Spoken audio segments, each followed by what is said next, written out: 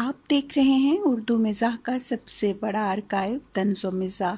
उर्दू मिज़ाह के फ़रोग़ में हमारा साथ दीजिए, हमें सब्सक्राइब कीजिए ताकि उर्दू मिज़ाह का ये ज़ख़ीरा दुनिया भर में देखा जा सके।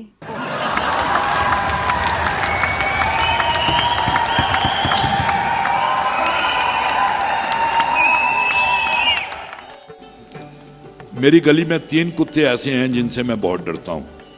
इनमें से एक कुत्ता एक प्रोफेसर साहब का है, दूसरा कुत्ता एक शायर का है और तीसरा कुत्ता एक सहाफ़ी का है। ये तीनों कुत्ते मुख्तलिफ आदात व अतवार के मालिक हैं, ताहम उनके कुत्ता होने में कोई शुबा नहीं। प्रोफेसर साहब के कुत्ते से मेरा बराह रास्त वास्ता नहीं पड़ता, क्योंकि प्रोफेसर साहब से मेरी रस्म राह नहीं है, मगर उनका कुत्ता अक्सर मुझसे फ्री होने की कोशिश करता है।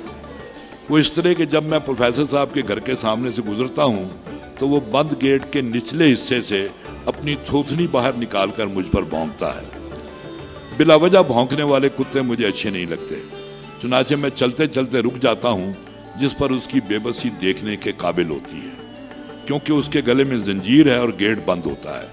मैं उसे मजीद चिढ़ाने के लिए इधर उधर देख कर थोड़ा बहुत भंगड़ा भी डालता हूँ, जिस पर वो गैज़ो अज़ब के आलिम में आहनी गेट से अपना सर पटकने लगता है और उसकी फरियाद की लय तेज हो जाती है। बस यही वो मौका होता है जब मैं कदम आगे बढ़ा देता हूँ कि कोई पता नहीं कब जिंदा का गेट खुल जाए और गुलाम जंजीरें तोड़कर आज़ाद हो जाएं। गुलामों की बेबसी का तमाशा देखने वाले तमाम हजरात को ये बात नोट कर लेना चाहिए कि इसी में उनका भला है। दूसरा कुत्ता जो बहुत खूंखार है,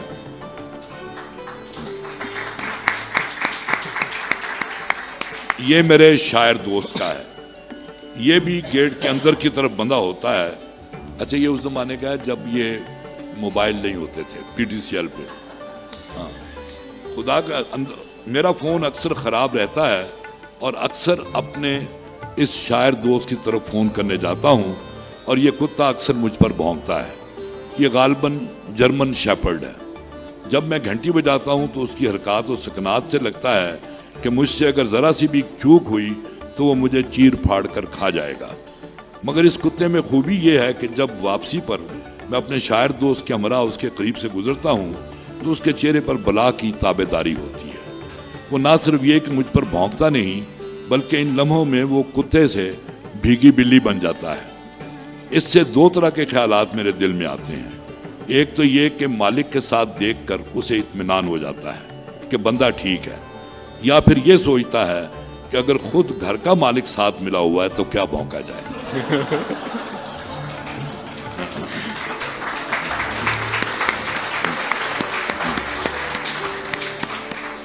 और इस तरह के वाकयात हमारी मुल्क की तारीख में भी मिलते हैं। मेरी गली का तीसरा खूंखार कुत्ता एक सहाफ़ी का है।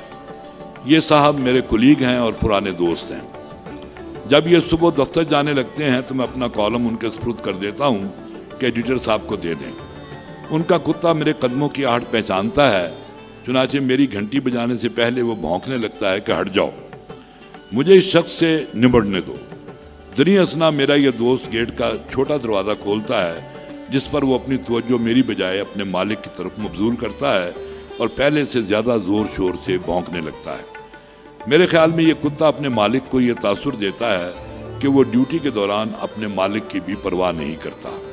चुनाचे मेरे दोस्त को चाहिए कि वो उसे ग्रेजुएटी वगैरह देकर फारिग कर दें। मेरी गली में इन कुत्तों के अलावा कुछ कुत्ते और भी हैं। मसलन एक कुत्ता तो नहीं, कुत्ते का बच्चा है।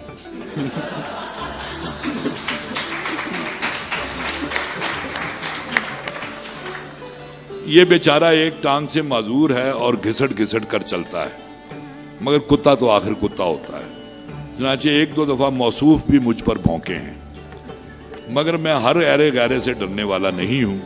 लिहाजा ऐसे मौके पर मैं उसके पास जाकर खड़ा हो जाता हूँ। वो मुंह मेरी तरफ करके ज़ोर ज़ोर से भौंकने लगता है, मगर उसकी आंखों में इंतहाई लजाजत भरी दरख्वास्त होती है कि खुदा के लिए मेरी इज्जत बनी रहने दो, थोड़ी देर के लिए इधर उधर हो जाओ। जरूर लोगों पर जाहिर करना है कि मैं सिर्फ भौंक सकता हूं, काट नहीं सकता। मगर उसकी इज्जत से ज्यादा मुझे अपनी इज्जत अजीज है, लिहाजा मैं वहीं खड़ा रहता हूं जिस पर वो थोड़ी देर बाद मुंह दूसरी तरफ करके पांव से अपने कान खुजलाने लगता है। कारीन नोट फरमा लें कि कुछ अरसे बाद एक सुपर पावर ने भी यही करना है।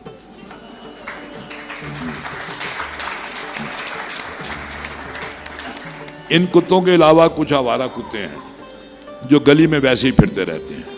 इनमें से कुछ पर मुझे शुबा है कि वो हीरोइन पीते हैं। इनमें एक कुतिया भी है जो बहुत सोशल है। वो हमेशा 2-4 कुत्तों के जलों में नजर आती है। ये कुत्ते अजनबियों को कुछ नहीं कहते, अमूमन एक दूसरे पर भौंकते हैं, बल्कि कई दफा तो बाहम दंगा फसाद भी करते हैं। ये कुत्ते इक्तसादी तौर पर खासे पसमानदा हैं और यूं रहाइश और खुराक वगैरह के मसाइल से 2-4 हैं।